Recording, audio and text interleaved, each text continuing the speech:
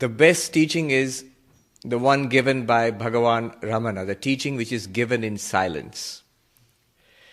Shankaracharya says in his Dakshinamurti Stotram, Gurostu maunam vyakhyanam, shishyastu chinna samshaya. The teacher teaches in silence and the doubts of the disciples are dispelled. That is the best teaching, and that's the preferred method which Ramana Maharshi used to transmit enlightenment. But since I am here, and if I stand in silence for 1 hour, I have a feeling you people are going to be a mite disappointed, so I guess I had better say a few words. I heard this story, which may or may not be true. It was in a talk about Ramana Maharshi. So it's an anecdote about Ramana Maharshi. The story is very instructive. It seems one day a gentleman went to Ramana Maharshi and expressed his feeling that he was not particularly interested in the who am I method of inquiry. He was a devotee who loved God, loved Narayana, and his preferred method was bhakti, devotion to God. So he asked Ramana Maharshi that I really am not so much interested in who am I inquiring, but I love Narayana. So is it all right? Ramana Maharshi says, according to the anecdote, I don't know how historically accurate it is, Ramana Maharshi said, yes, it's all right. Oh, it's all right. And then after death, will I go to Vaikuntha, the abode of God, Vishnu, or Narayana? Ramana Maharshi said, yes, you will. Oh, I will. And there will I see Narayana? Yes, you will. Oh, I'll see Narayana. Yes. And will Narayana speak to me? Yes, Narayana will speak to you. Oh, God's going to speak to me. Narayana will speak to me. Yes. And what will he say to me? And Ramana Maharshi said, he'll say to you, find out who I am. Now that seems to capture the essence of Ramana's teachings, Bhagwan Ramana's teachings. You see, the core teaching of Advaita Vedanta is that you are Brahman, the existence, consciousness, bliss, Satchidananda. When are you Brahman? Where are you Brahman? Will I be Brahman when I am in heaven? No. Wherever you are Brahman. There's no specific place we have to go to become Brahman. You don't have to go to the Himalayas or even to Arunachala or even to Tirupati or anywhere to become Brahman. You are Brahman wherever you are. When are we Brahman? When I'll die, after that I will become Brahman. Right now I'm a human being. No. You are Brahman exactly as you are right now. Some people think, I will be Brahman when I get samadhi or when I get enlightenment. That's right. When I realize that I am Brahman, then only I am Brahman. No, not even that. Even when we have not yet realized, Advaita Vedanta makes this bold claim, even when you have not yet realized, even when we think that we are this body-mind, this thing, at this very moment, you are none other than Brahman. So there is no time limitation. No limitation that at this time you are a jiva, an individual being, and at that particular time you will become Brahman. No time limitation. No place limitation. No time limitation. You are Brahman wherever you are Brahman whenever. At all times and at all places. Now that's nice. When we hear this, it's nice to hear, but we have a question.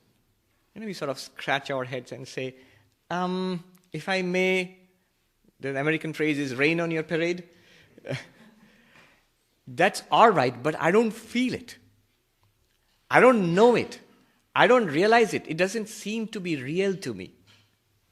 That's our question.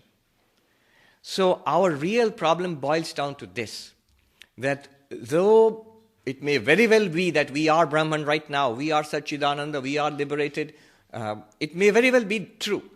But I need to feel it, I need to know it, it needs to be real, that I am Satchidananda. So the whole thing about spiritual life, spirituality, is becoming aware of what we already are, according to Advaita Vedanta. The monks in the Himalayas, they have a nice phrase for this. What do you get when you practice spiritual life? When you're on the path of Advaita, what do you get finally? And the answer they give is very interesting. What happens in spiritual life, I'll give you the Hindi first and then translate. What happens in spiritual life, they say, praptasya prapti nivrittasya nivritti. What you have already got, you will get that. What kind of thing is that? What was never there goes away. The fact that you never body and mind, that becomes clear. That body and mind identity, that goes away. You never were body and mind, and so the body and mind identity goes away. You always were Brahman. That becomes clear, evident. So it's put in a very nice way. You get what you've already got. And what was never there goes away. That's the whole point of spiritual practice. Because we have this question, that I don't know I am Brahman. It could be that I am Brahman, but I don't know it. How do I know this? When that question comes, the whole question of spiritual practice comes before us. Spiritual practice, the subject was sadhana. That's the subject for today, practical sadhana. The Sanskrit word sadhana has two dimensions, sadhyam and sadhanam. Sadhyam means a goal to be reached. Sadhyam means what I want. So I want to come to Arunachala ashram. So that's my goal, sadhyam. And for that I need a sadhana. Yeah.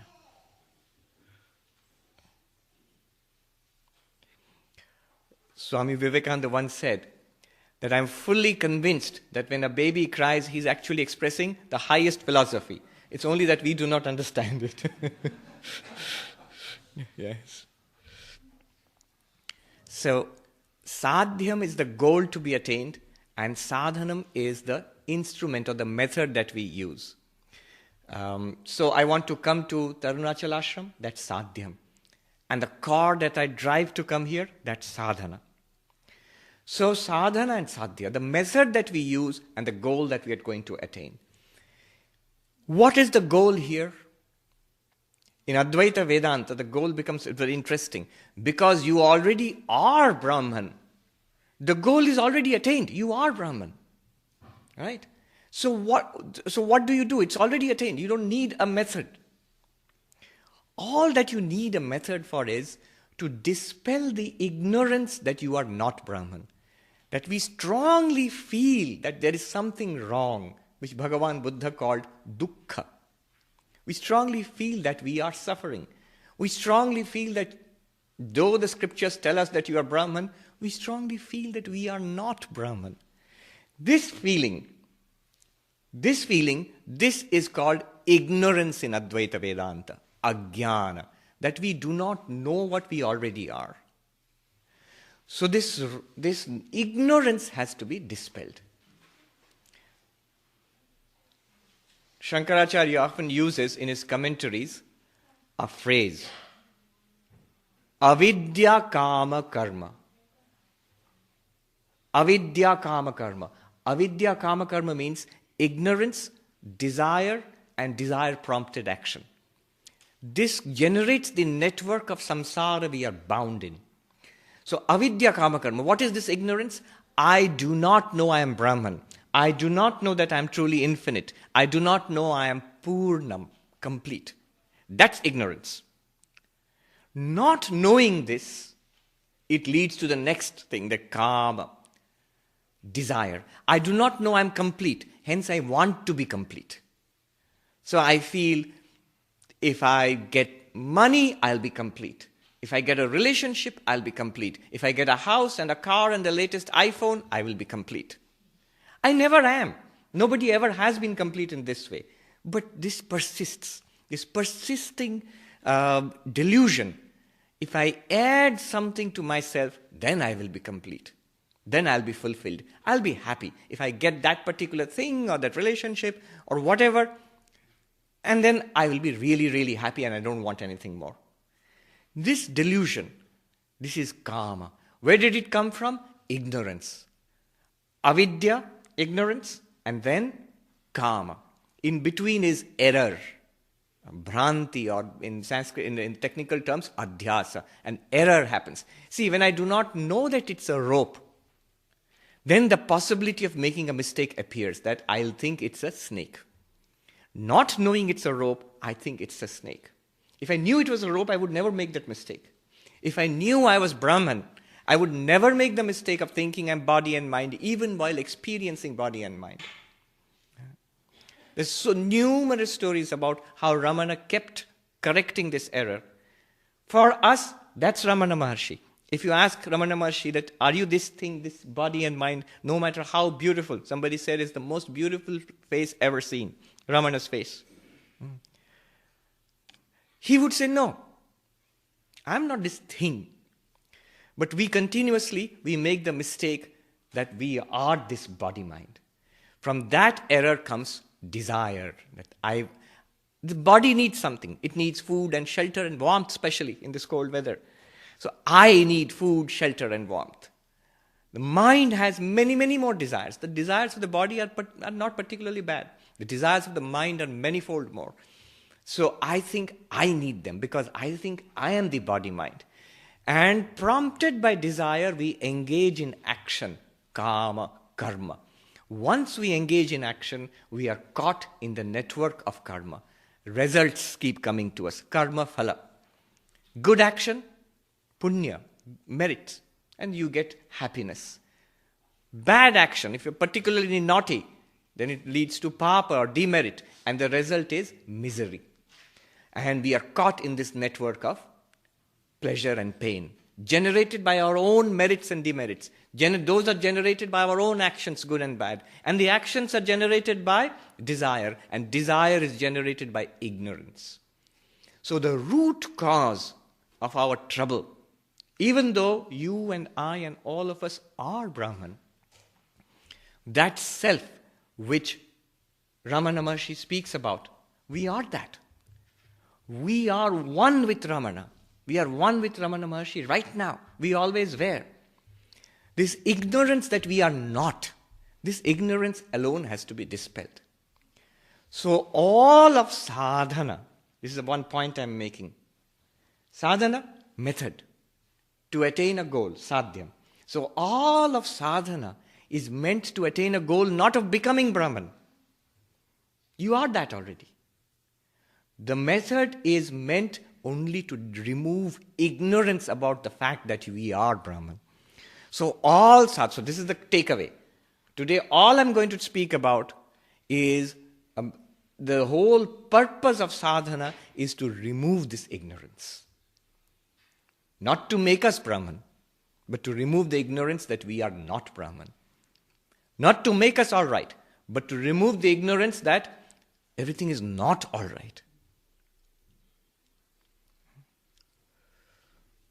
So that's the goal of sadhana in Advaita Vedanta. Removing ignorance. Ignorance about what? Not about physics, chemistry or computers. Removing ignorance about what we are. Now you begin to make a connection between what Ramana Maharshi again and again and again said. When you're listening to this talk, what's important here? Ramana Maharshi would immediately say the talk is not important. What's important is find out who is listening to the talk. So, again and again, Ramana Maharshi's central teaching, find out who am I, is exactly this. It is a sadhana for removing the ignorance, not to become Brahman, but to remove the ignorance that I am not Brahman.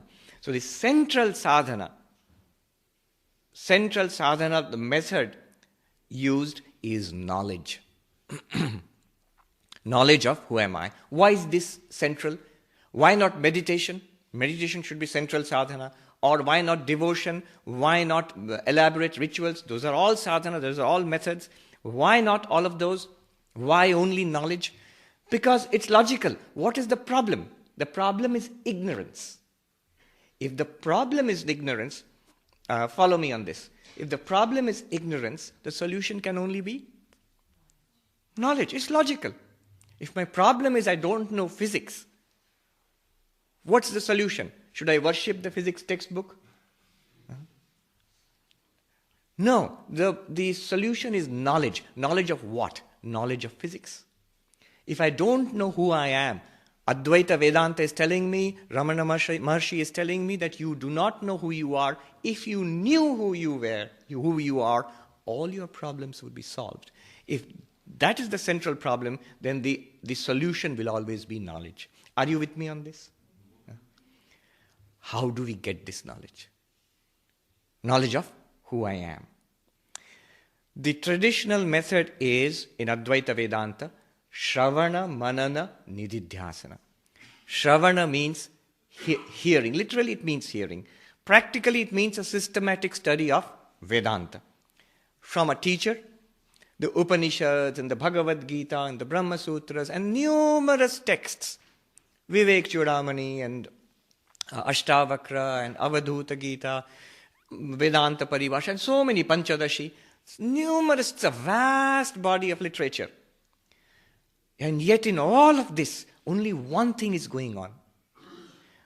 Ramana Maharshi, Arunachala Ashrama and all that vast Vedanta scriptures, all of that is about only one thing. There's only one thing going on there or here.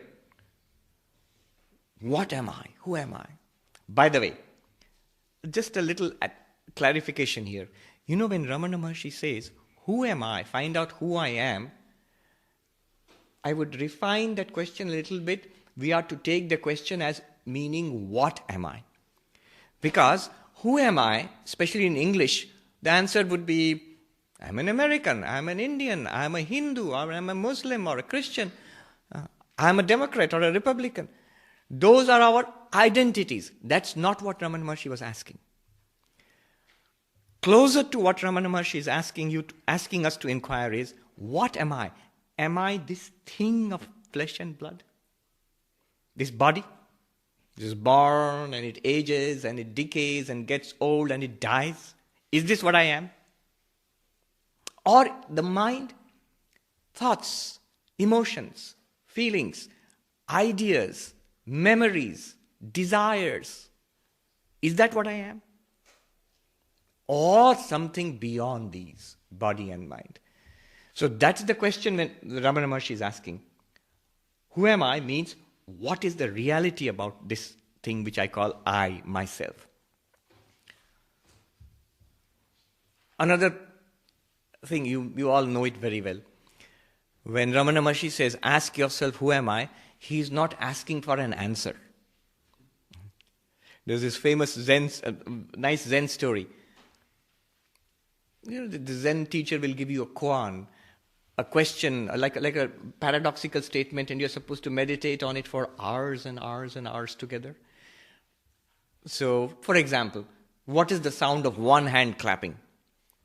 So the student gets that koan and starts meditating. After some time, after a few hours, he comes, I've got the answer. The Zen teachers actually have a stick. Luckily, you don't have that here in Ramana Ashram. They have a bamboo stick on which they'll whack you on the head. Even, I've got the answer. And this teacher hits him on the head with that stick. Go back and meditate.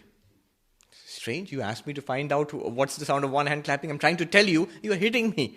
Anyhow, he goes back and meditates. The second time he comes running, even before he says anything, the teacher hits him with a stick on the head. Go back and meditate. And the final time he comes, he's calm and quiet and his face is shining with deep inner peace, and the teacher doesn't hit him with a stick. The teacher bows to him and said, you've got it. So who am I is not meant to give an answer. You're not supposed to give an answer or write a thesis about it. Who am I? And that's not what Ramana Maharshi is asking. The central way of the method in Advaita Vedanta to get this knowledge is Shravana, Manana, Nididhyasana. systematically studying and hearing Vedanta. Once you do that, the knowledge should arise from within. Manana and nididhyasana, the two other components, thinking, reasoning, and nididhyasana is meditation. They are secondary. This hearing is primary. Somebody asked me, is it just listening, to talks or studying something, listening, is that enough? Now that's a question that one must consider very carefully. Apparently the answer seems to be very simple. Listening can't be enough. Our primary urge is to do something. Today's subject, sadhana, what am I supposed to do? Yet we understand, from what I have said, we understand doing something is not the solution. If you want to do something, remove the ignorance that you are not Brahman. And that removing the ignorance does not come from doing something, rather from knowing, from knowledge. And knowledge comes from listening, from study, from the knowledge which is transmitted by the scriptures or by the teacher. That has to come alive within us. So yes, I'll make a radical statement here. If you ask a strict Advaitin, is listening enough? It seems to be deep inside us, is that we have to listen to the teachings and then go out and do something. That's deeply ingrained in us. A strict Advaitin would say, listening is the final sadhana. The central sadhana is to listen to this teaching, because ultimately we want the knowledge which removes all others. Then what about meditation? What about bhakti? What about rituals? What about service and all of that? All of those culminate in this listening. All other sadhanas will culminate in listening to this truth. What is the truth? The Guru tells you that thou art. Tattvamasi. And we will get the realization, Aham Brahmasmi. So that this transmission from the Guru, the highest form of transmission is the silence in which Ramana always bathed in and always radiated. That's the highest form of the teaching. Otherwise, one step lower is that when the Guru teaches with words, the words of the Upanishads, that thou art. So listening is in fact the highest sadhana.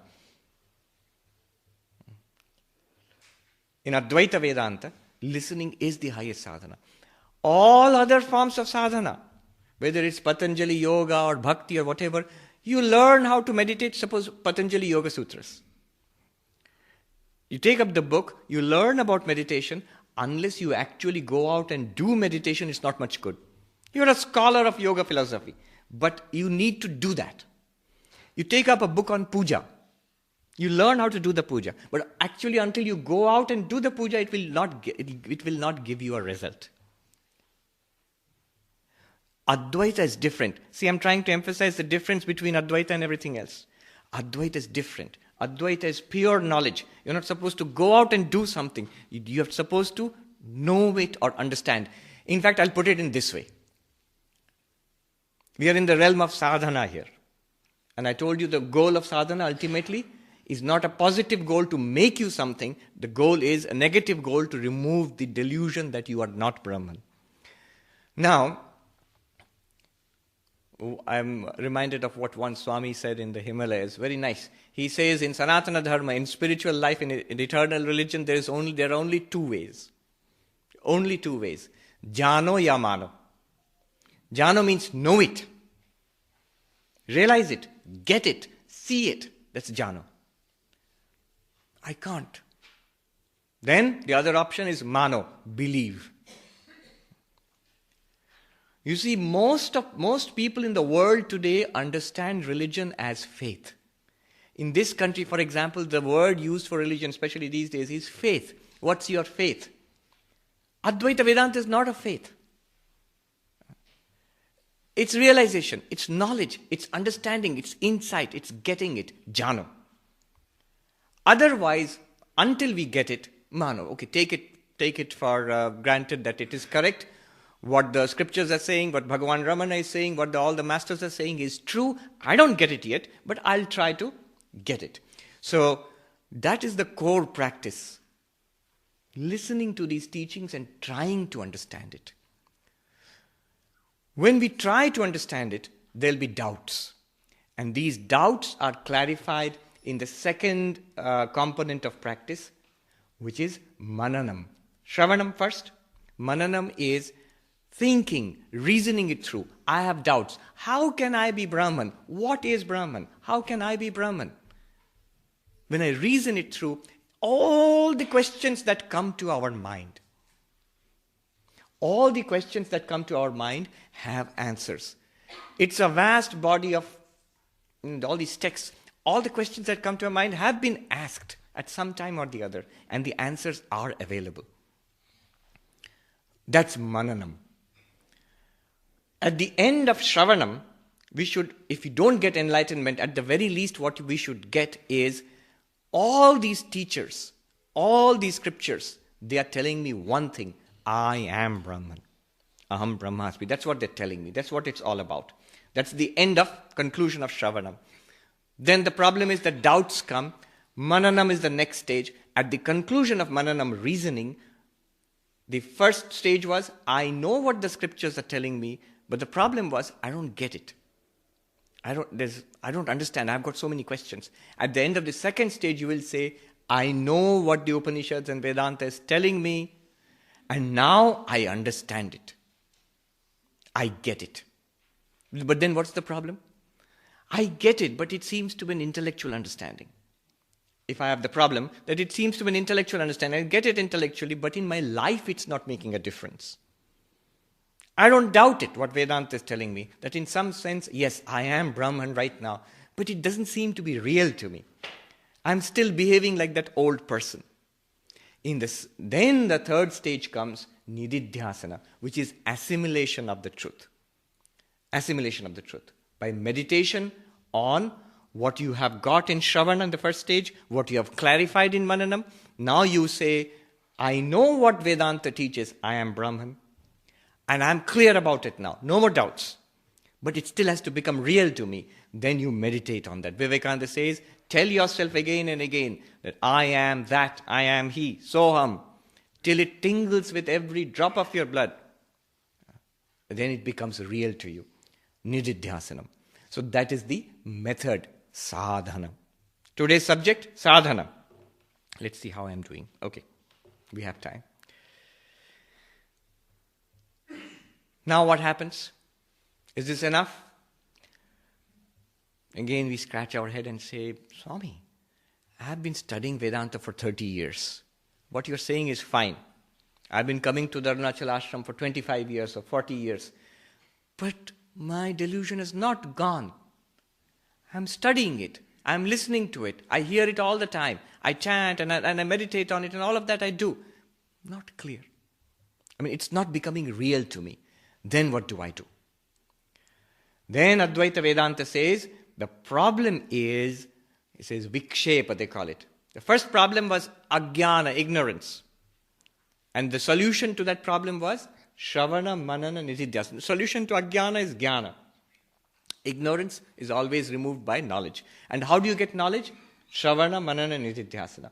Now, our complaint now is, it's not working. We've been trying it all this while, it's not working. What's the problem?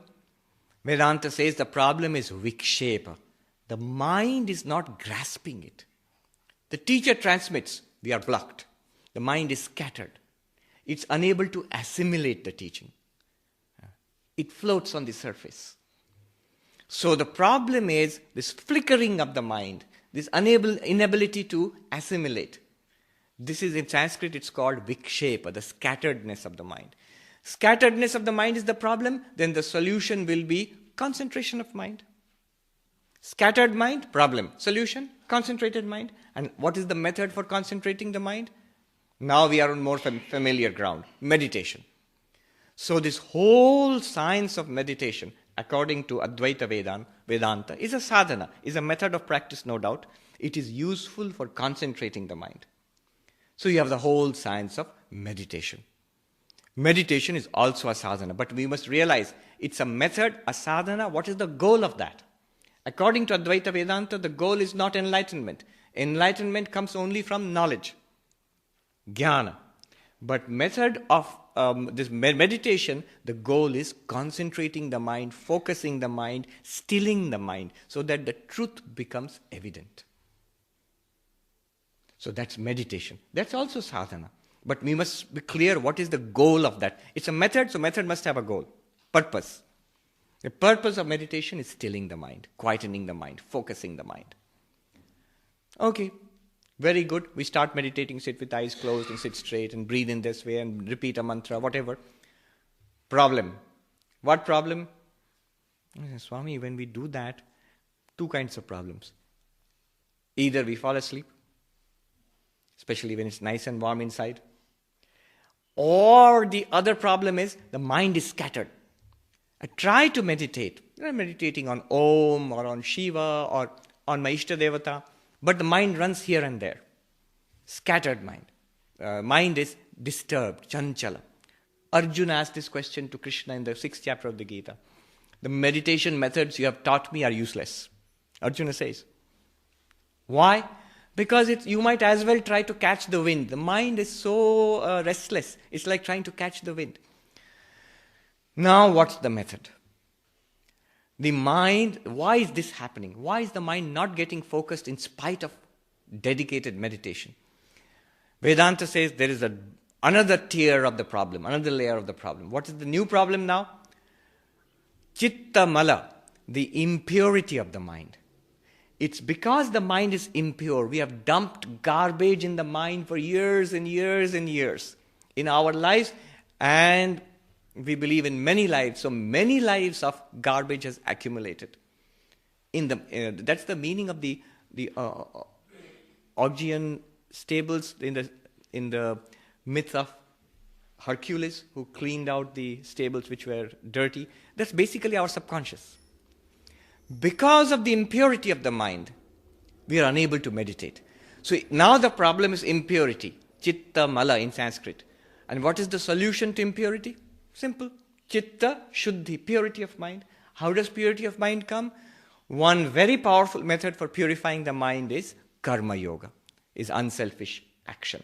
There are many ways, but unselfish action is recommended in Vedanta. If you purify the mind, when the mind gets rid of its dross, then it's very easy to meditate. One Swami in the Himalayas said, Samadhi is very easy. I'll give you Samadhi in 2 minutes. You meditate for only 2 minutes, you'll get Samadhi. He said in Hindi, Shart hai lekin shuddh man lao. But there's a condition. I'll give you the deepest meditation, Samadhi, but come with a pure mind. Well, therein lies the trick. A pure mind, not so easy to attain. Okay. We'll pause here. I'll give you the big picture. What has been outlined so far. Remember, the subject is sadhana, spiritual practice. Why spiritual practice? Any kind of practice is meant to give you a certain result, right? So we have talked about 3 problems, 3 solutions, and 3 methods. I'm summing up what we have done so far. 3 problems, 3 solutions, 3 methods. What is the problem? Impurity of mind, chittamala. What is the solution? Purity of mind, chitta shuddhi. What is the method? Karma yoga, unselfish action. With a purified mind, then you go to the next level. What is the problem there? Chitta vikshepa, scattered mind. What is the solution? Chitta ekagrata, concentrated mind. What is the method? Meditation. In Sanskrit, upasana. That's where bhakti yoga and raja yoga, meditation, Patanjali yoga, they become useful. That's the second level. Then the final level, the highest level. What's the problem? Ajnana, ignorance. What's the solution? Jnana, knowledge. What's the method? Shravana, Manana, Nididhyasana.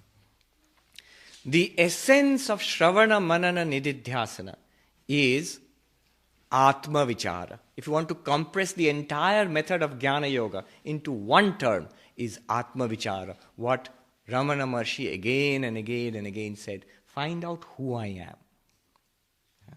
If you ask a question about sadhana to Ramana Maharshi, he will not give you a 1 hour long lecture. What is the sadhana? Today's subject, if you ask Ramana Maharshi, he would have said, find out who is asking. Find out who is asking.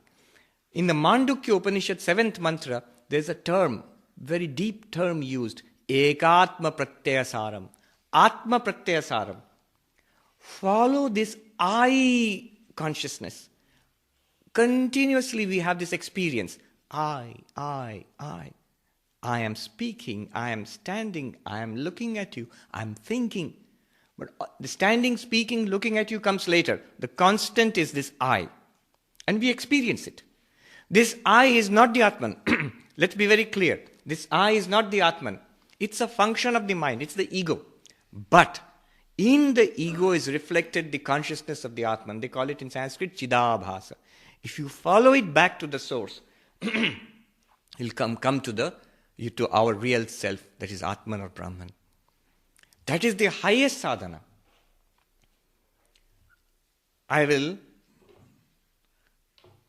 I'll take questions. So think about if you've got questions, that's a much better way of discussing this. So let me just summarize what we have done so far. The whole problem is we do not know we are Brahman. If we knew that, none of this would be necessary. None of this would be necessary. Ramana Maharshi never ever asked, what is the sadhana? Why? He's already got it. He's immersed in Brahman, in the real nature, in the self. So no need for sadhana there. That's the highest sadhana. To be always aware. Atmanam satatam janam in the Aparoksha Anubhuti. What's the stage of a Jivan Mukta? Always immersed in the bliss of the Atman, the vision of Atman, vision not in the sense of seeing this, that I am Brahman, is ever before that person. That person is no longer a person. He's one with Brahman. So that's the highest. So that's the purpose of sadhana, to become aware of our real nature. How do you become aware of our real nature? The question is, what prevents you? Ignorance prevents us. Take it in 3 stages. Ignorance, problem, solution, knowledge. Ignorance of what? The self. Solution, knowledge of what? The self. How do you get that? Shravana, Manana, Nididhyasana. And the essence of Shravana, Manana, Nididhyasana is what Bhagwana Ramana used to always say, who am I? Trace it back. Now the problem is, we say it is not working. Why is it not working? Then the second tier of the problem, mind is not ready. Mind is scattered. So scattered mind, problem, chitta vikshepa. Solution, you can tell me. Concentrated mind, chitta ekagrata. Method, meditation. Upasana, yoga. We're trying that. What's the problem? Fall asleep. Mind is running here and there, not working. Then what's the problem? Third tier, bottom tier of the problem. The fundamental problem, impurity of mind. Chitta mala. Solution, purity of mind. Method, one method is karma yoga, unselfish action. I hope you've got the metrics in your mind clearly about sadhana. This is from the perspective of Advaita Vedanta, Shankara Advaita. Sadhana is like this. Sadhana, is it required or not? Not required. You are Brahman. What sadhana do you need? So the only purpose of sadhana is to remove the ignorance that you are not Brahman. I'm reading out the matrix, which should be in our minds by now. Now, what is the scope of sadhana? Ignorance, knowledge, Shravana, Manana, Nididhyasana. Scattered mind, concentrated mind, meditation. Impure mind, pure mind, karma yoga. What did I say? Problem, solution, method. The method is called sadhana. The solution is called sadhyam, goal. Sadhana method, solution is goal. And why do we need all this? Because we have these problems. My question to you is, why mind seems to be different than Brahman? Though it's the same. Please, I need guidance. Right. The question is, why does mind seem to be different from Brahman, though it's the same? Is the mind same as Brahman? In fact, Advaita Vedanta says yes. Not only is the mind same as Brahman, the body is also same as Brahman. You say, just a minute, Swami. Don't we always teach, we are not the body, not the mind, I am the self? That's the preliminary step of Advaita Vedanta. In non-dual Vedanta, remember the words, non-dual. If you separate the self, Brahman, Atman, from body, mind and universe, there's the universe out there, the world. Here is the body, I'm not the world, I'm not the body. The thoughts are there, the thoughts are also objects. I am not the thoughts, the mind. I am the witness of an ever-changing mind and body and universe. Now what I have done is a dualism. I have separated Atma from Anatma. Atma means the self, real self, and everything else is not me. This is not non-dualism. This is the first step to non-dualism. So when you say, is the mind same as Brahman? The first answer will be, no. The mind and Brahman are not same. Mind is different, Brahman is different. Atma is the witness of the mind. But that's only the first step. Once you realize Brahman, Atman, that I am Atman or Brahman, then when you look back upon the mind, and through the mind when you look at the body, and through the mind and body you look at the universe, the realization should be, I, the Atman, alone am all of this. Then only non-duality is established. This universe, body and mind are not second entities. Not second, not two, Advaitam. So I'm just confirming what you are saying, that the mind is also Brahman, body is also Brahman, the world is also Brahman. In what sense? When we mistake the rope for a snake, first we have to say it's not a snake, it's a rope. All right? Then you realize what the rope is. Once you realize what the rope is, then you also say what you saw by mistake as a snake is also the rope. Yeah. It's not that there are two things, one real rope and one false snake. There is no such thing as a false snake. That real rope alone appears as the snake. In fact, the Upanishadic examples of clay and pot are better. First, when you say it's a pot, the Upanishad says to you, Vedanta says to you, that, it's a pot, but there's a higher reality called clay. Oh, really? What's clay? You investigate carefully, this pot is made of clay. And when you investigate and understand what clay is, you realize every bit of the pot is clay. In fact, there is no second thing called a pot there. It is clay through and through. After you have understood that the pot is made of clay, every bit of it is clay, does the pot disappear? No, the pot is still there.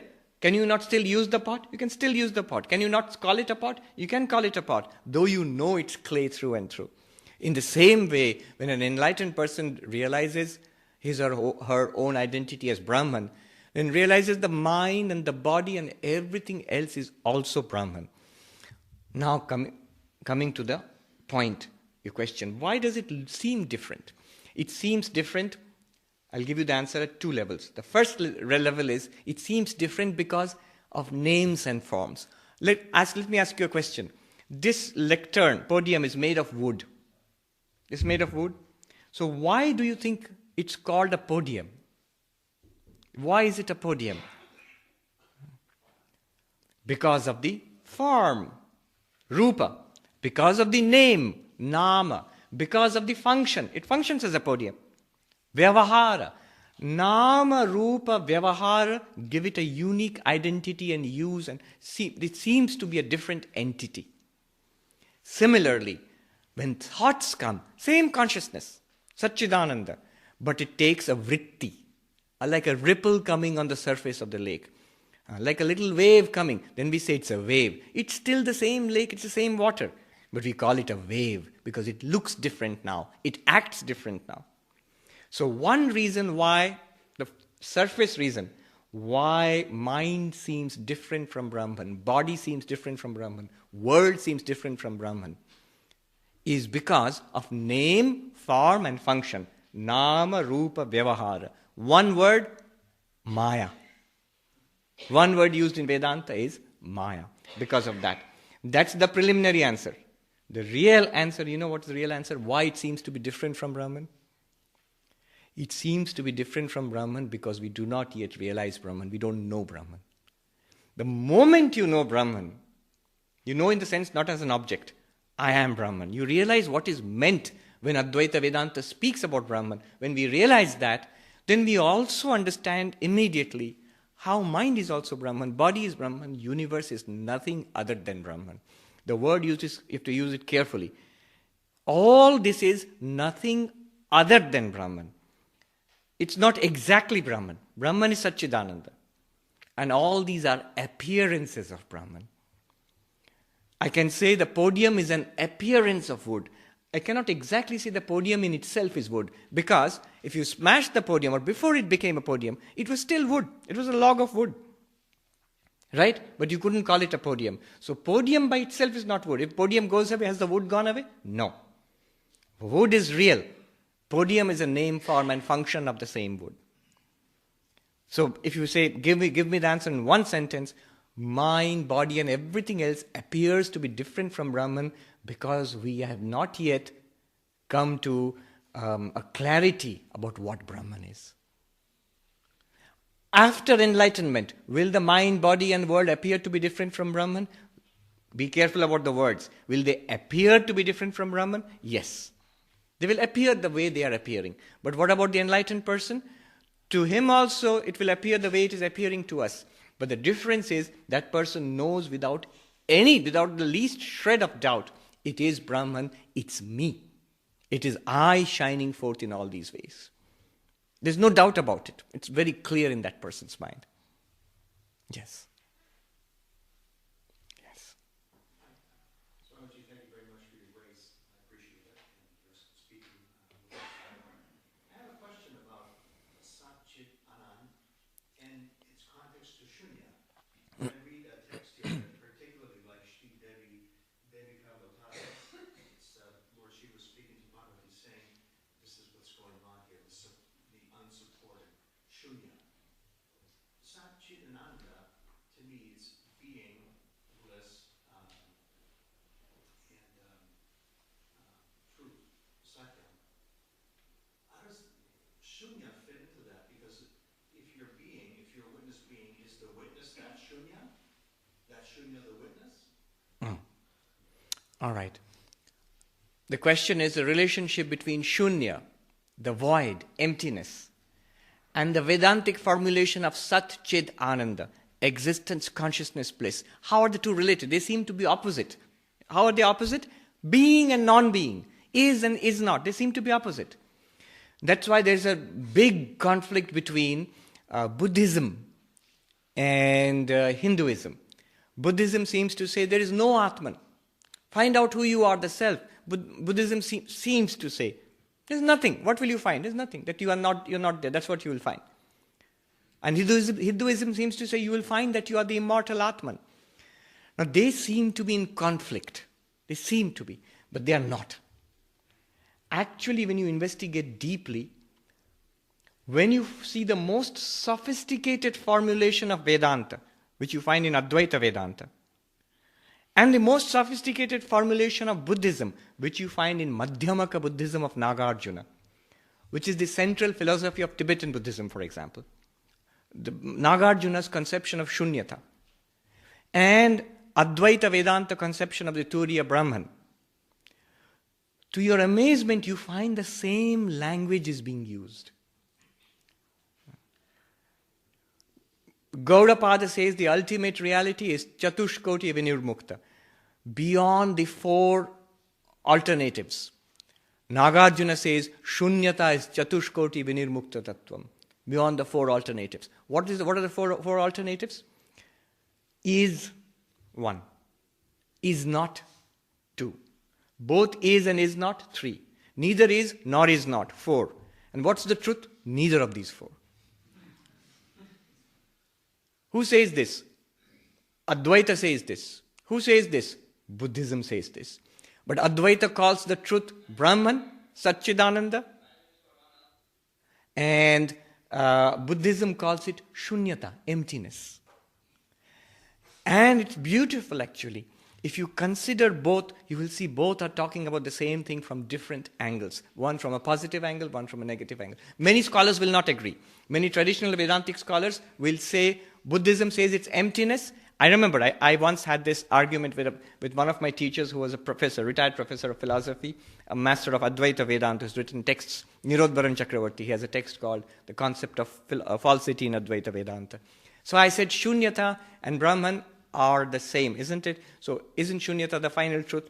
I was studying Nagarjuna at that time. And his answer was exactly what you said. But if Shunyata, the void or the emptiness, is the final truth, to whom is it the final truth? To what? There must be a knowing consciousness there. To even say it's empty. In that case, it is Satchidananda. So that's the traditional Advaitic approach. Now, the way I formulate it is this. Swami Sarvapriyananda, one of the disciples of Sri Ramakrishna, who wrote a classic book on the life and teachings of Ramakrishna, the great master, he says in that book, what they call emptiness, we call fullness. What they call shunya, we call purna. We call purna. How does that work? To me, the Nagarjuna, so the Madhyamaka formulation of shunyata is precisely right. Advaita Vedanta, when it says Brahman, is precisely right. You see, it's this way. Buddhism seems to say that the ultimate truth is nothing, zero, shunyam. And Advaita Vedanta, if you read Vedanta, if you follow Vedanta, you seem to get a sense they're talking about something, within quotes, thing called Brahman. It seems to say. But the Brahman is not a thing. Brahman is the witness of all things and the absence of all things also. It's not an object. Objects and the absence of all objects are both cognized or both supported by the same Brahman. Brahman is neither something nor nothing. So, what is the final formulation? It's not something, it's not nothing. I call it no thing. Buddhism seems to say it's nothing. Vedanta seems to say it's something. Both are not the final understanding of Buddhism or Vedanta, of Madhyamaka or Advaita Vedanta. The final understanding is Advaita Vedanta also clearly says Brahman is not a thing. It's no thing, not nothing. It's no thing, meaning thereby it's not an object. I'll put it this way. Everything that we experience, all that we have experienced in life till now and whatever we'll experience in life, they are all objects. I have experienced Brahman. Have you experienced Brahman? Then it's an object. You have not experienced Brahman. You are Brahman who experiences that thing. That has to be understood. And I think they're good correctives to each other. Madhyamaka Buddhism and Advaita Vedanta. Madhyamaka Buddhism, Shunyavada, removes the misconception that Brahman is a thing. The ultimate reality is a thing. And Advaita Vedanta removes the misconception that it's nothing. It's neither a thing nor is it nothing. What's it? It's you. It's precisely you. You are the witness of all things and you're the witness of the absence of all things. That you. Yeah. In fact, in Tibetan Buddhism, they have formulations which are very much like Advaita Vedanta. What is the ultimate reality? They call it the clear light of the void. When they say emptiness, they say it's empty of all things.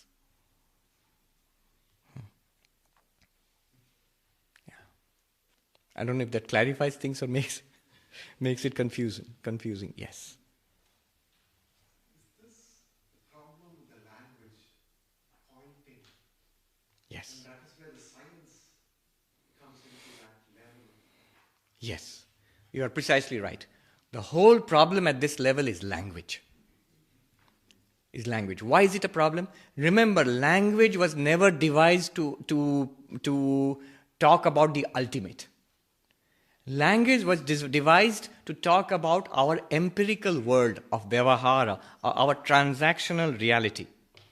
The reality which we live in, where we talk and walk and eat and go out and do our jobs and enjoy our lives and suffer. All of that, language can describe beautifully. Language can even work up to the level of conventional religion. There is a God and there is a heaven and you are somebody who is devoted to God and will go to heaven. That also works. Language operates in the framework of time, space and causation. I think Wittgenstein, the great philosopher, maybe the greatest philosopher of the 20th century, he put it beautifully. In his book, Tractatus Logico-Philosophicus, he put it beautifully. The limits of the world are the limits of language. Or the limits of language are the limits of the world. He put it beautifully. And he says, what lies beyond we must pass over in silence. Limits of the world, this world of time, space and causation. Language is suited to describe it. But when you talk about something which transcends the reality of this world, that Satchidananda or that Shunyata, language cannot adequately describe it. That's why one of the things again and again said about Brahman is avang manasa gochara, which you cannot express by language, which you cannot express, cannot grasp by thought. You can't see it, you can't hear it, you can't smell it, taste it or touch it. You can't think about it, you cannot speak about it, you cannot understand it, you cannot remember it. Then how is it at all we're going to realize it? It's because you are it. So language does not work. Now the problem with teaching is, whether it's Shunyavada, Nagarjuna or Shankara, they have to use language. Upanishads are language. Now how can you express the inexpressible? How can we express the inexpressible? So the Upanishads in Vedanta and also in Tibetan Buddhism, they have devised techniques to get around this problem. What techniques? One or two I'll share with you. That's the ultimate. But language, how can you use language to express the inexpressible? There are some techniques are there. For example, you are saying that you cannot speak about it, right? You cannot describe it with language. Yes. All right. But what you can do with language and say what it is not. You can't say what it is. But can you say what it is not? Yes. That's the method of neti. Yeah. They call it the apophatic method, the negative method, the via negativa. Neti. Not this, not this. How does it function?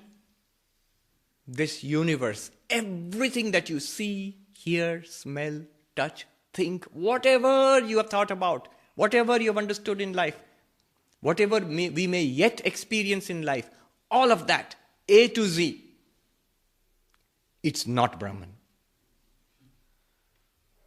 Okay? Then the next problem will be, if this is not Brahman, then what remains? Nothing. So Brahman is nothing? That's not Brahman either. It's not all things, it's not nothing. You are thrown immediately into silence. What is that silence? It's you. The real you. If you eliminate all things from your conception, self-conception about yourself, body, mind and identity, if you eliminate all things. Eliminate means in understanding. You will come to that. So that's one technique language has used. Upanishads have used. Neti. There are other techniques. One technique is where it's called implied meaning. We will not go into that. Lakshana, technique of implied meaning. That thou art, tattvamasi. That means Bhagavan. Thou means you. Now remove all the qualities of Bhagavan and remove all the qualities of the Jiva. What remains common to both of them is Satchidananda. So there are these different techniques which have been used. Highest of all the techniques is silence. That Bhagwan Ramana used again and again and again. But he could communicate. In our level of silence, we'll just fall asleep if you just sit quietly. But Ramana Maharshi could communicate the highest truth through silence. There was another question? Yes. I'll come to you. There's a question there. Yes.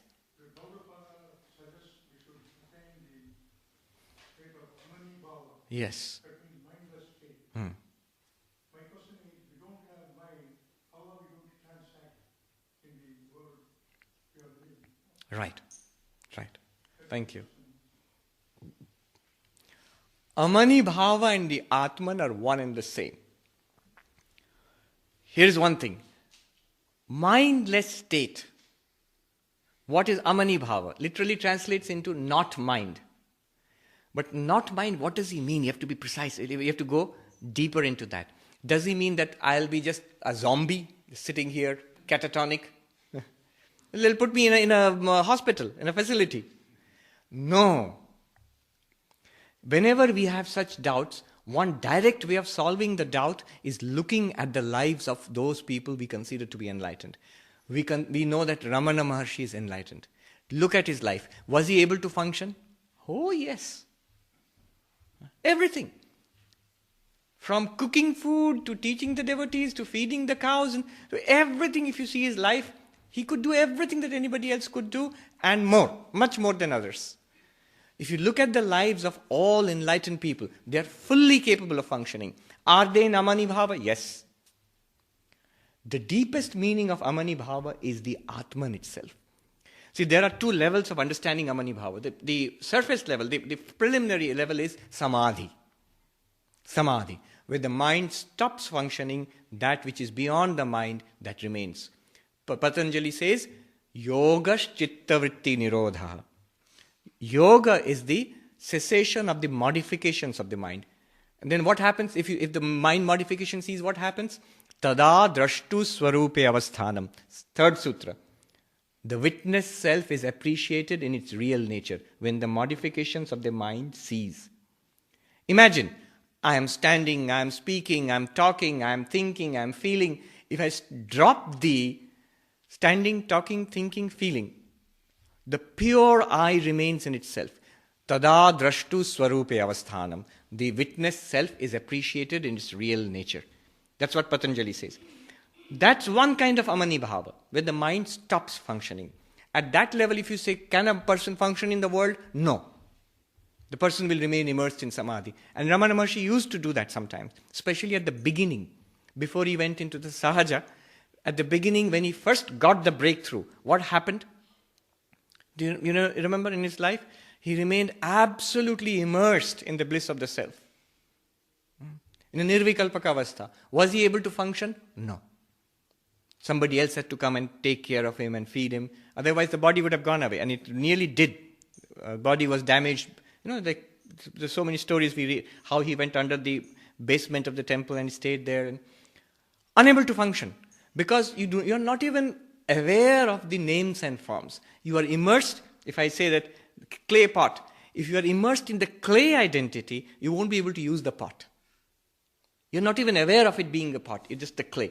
If you are immersed in Satchidananda, an infinite ocean of existence, consciousness, bliss, then I am a body and that is food. I have to take the food and put it in this body. That feeling will not be there at all. Then the body will deteriorate and die unless somebody takes care of it. So that's one kind of Amani Bhava. But there is a higher level. There is a deeper level. The Sahaja state which Ramana Maharshi inhabited after that. Where you can use the mind. If you use the pot to store water in it, is it any less clay? It's still clay, right? Every bit of it is clay. You can use water. You can store water, Ganges water in it. You can call it a pot. You can use it like a pot. You know all the time it is Satchidananda. You can use the mind and the body and function perfectly well in the world, better than anybody else. Look at Krishna, greatest karma yogi ever, fully enlightened, all the time conscious of his divine nature. In fact, many of the enlightened persons, they function fully well in the world, better than most other people. And they were aware of their own divine nature all the time. That is the real meaning of Amani Bhava. And that's what Gaudapada means, ultimately. But this preliminary stage, one may not be able to function for some time. Sri Ramakrishna, for example, used to go into samadhi every now and then. Then he could not function.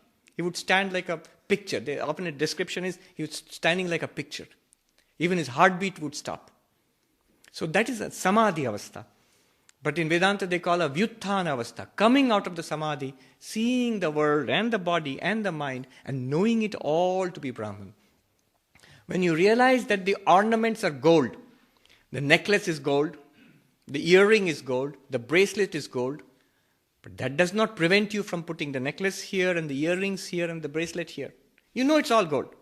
You don't think that, oh, it's gold. I'll try to put the bracelet here and the earrings I'll try to put here. No. You know the name and the form and the use. But you know the reality is Satchidananda. It's still an ocean of Satchidananda. Yeah. That is the real Amani Bhava. The thing is, it's available to us right now. Atman itself is always in Amani Bhava. It's easy to realize Brahman, that we are Brahman right now. Right now. It's always available to us. Our only problem is, I think, I am the body trying to realize that I am Brahman. No. Are we bodies trying to realize Brahman? Or are we Brahman under the delusion that we are bodies? Are you a body with consciousness, or are you consciousness thinking it's a body? It's a body-mind. Vedanta says you are Brahman right now. You are Brahman right now. Just now. Only with the appearance of the mind and the body, through the mind we think we are this body. Change the sadhana in this way. From now on, think that I am Brahman. How can I get rid of this body identification? That body will still be there. Don't worry, body will not disappear. It will be there with all its problems, it will still be there. But I am not it.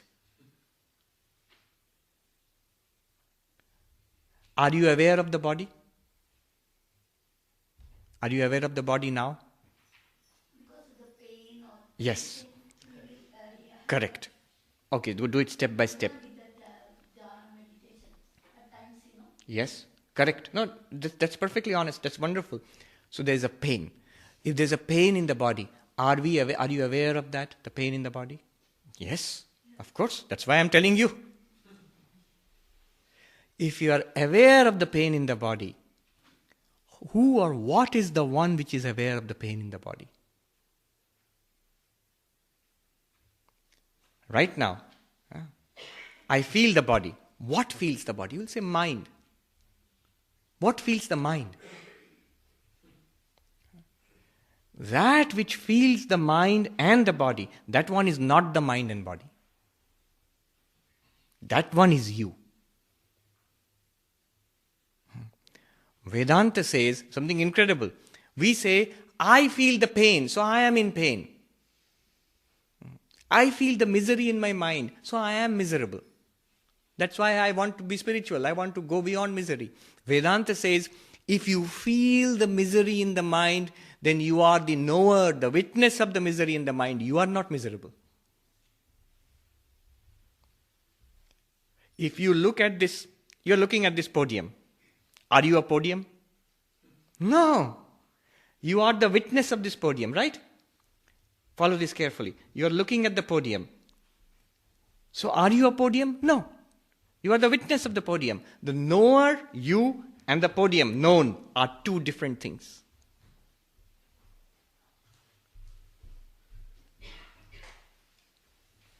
In the same way, if you can regard the body just like you regard the podium, then you will see you are not the body. You are the knower of the body. Immediately your question will be, I know what is in your mind. But if you hit the podium, I am not hurt. But if you hit the body, I am hurt. There's a pain in the body. Follow this carefully. The pain, do you know the pain? Do you experience it? Yes. If you experience the pain is also no different from this object like a podium. It's also an object. You are the witness of the pain also. I'm not saying pain is not there. The very fact that you report the pain is there. That means you are aware of the pain. If you are aware of the pain is an object, you are the awareness. You are aware of the absence of the pain, you are aware of the presence of the pain, and very soon you will be aware of the absence of the pain again. That awareness is always free of pain. The awareness has no pain. It reports the presence of pain in the body. Think about that. Tell me when the time is up. I delight in this, so I can carry on all afternoon. Okay, there's a question there. You have to wind up, yes. Okay, that's the last question, yes. I had a question about everything is so beautifully deconstructed, starting from sadhana, Yes.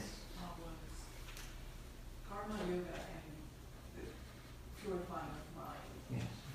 How do you relate to that, or how is it connected, or how do you Right. press the unselfish service?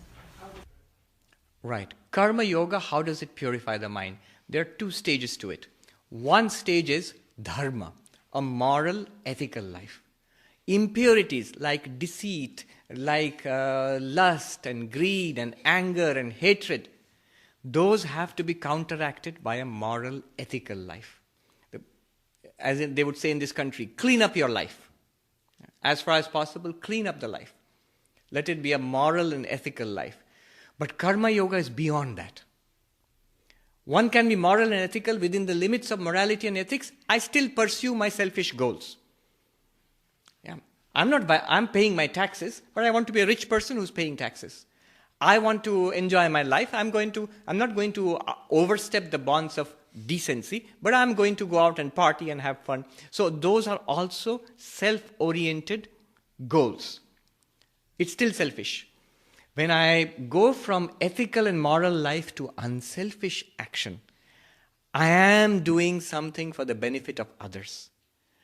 When I offer a puja, I say, here is the puja I offer to the Lord. I don't want anything in return. I love thee, therefore I do it. So then action becomes unselfish. You see, otherwise what happens is, all our action, ethical or unethical, is basically meant to make this fellow happy. This bundle of flesh and blood, I think this is me, so all that I do, good and bad, is to make this thing happy. But here is the fundamental problem, that this is not me. So if you are going to realize that, I have to cut this knot of selfishness, which ties me to this body-mind. So a powerful method is to engage my body and my mind in unselfish action. Advaita Vedanta, finally what realization will you get? I am all of this. So why only act for the benefit of one particular body-mind? Then let my actions be for the welfare of humanity. Let my actions be, if you are devotionally oriented, let my actions be a puja to the Lord. So that is karma yoga. How does it help? It cuts at the very bond of selfishness. Why is selfishness a problem? Selfishness with a small s. What Ramana Maharishiji is talking about, find out who I am, is self with a capital S. That self is common to all. But my selfish action is directed to this particular body and mind, or to that which is connected to this body and mind. My family, my wife and children and my relatives and my company, me and mine.